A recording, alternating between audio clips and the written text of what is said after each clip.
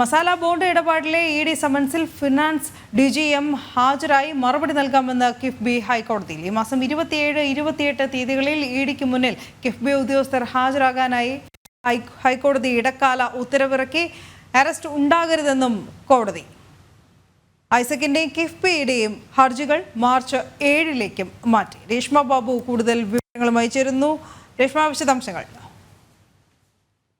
ഇടപാടിലെ ED സമൻസിൽ കിഫ്ബിയുടെ finance DGM ആയിട്ടുള്ള അജോഷ് കൃഷ്ണകുമാർ ഹാജരാകുമെന്നാണ് കിഫ്ബിയുടെ വക്കീൽ ഇന്ന് ഹൈക്കോടതിയിൽ വ്യക്തമാക്കിയത്. കിഫ്ബിയുടെ ഈ നിലപാട് രേഖപ്പെടുത്തിക്കൊണ്ട് അംഗീകരിച്ചുകൊണ്ടാണ് ഹൈക്കോടതി ഈ മാസം 27, 28 തീയതികളിൽ ഹാജരാകാൻ, അതായത് കിഫ്ബിയുടെ ഫിനാൻസ് DGM ഹാജരാകാൻ ഒരു ഇടക്കാല ഉത്തരവ് പുറപ്പെടുവിച്ചിരിക്കുന്നത്. CEO ഹാജരാകുന്നതിൽ എതിർപ്പുണ്ട്, പകരം DGM ഹാജരാകാമെന്നാണ് കിഫ്ബി കോടതിയിൽ വ്യക്തമാക്കിയത്. ഒപ്പം തന്നെ അറസ്റ്റ് ഉണ്ടാകരുത് എന്നുള്ളൊരു നിർദ്ദേശം ഹൈക്കോടതി മുന്നോട്ട് വെച്ചിട്ടുണ്ട്.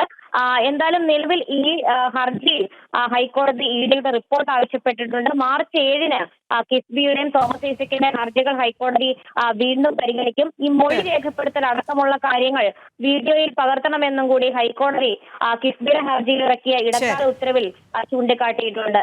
രേഷ്മ ബാബുവാണ് വിശദമായ റിപ്പോർട്ട് നൽകിയത്.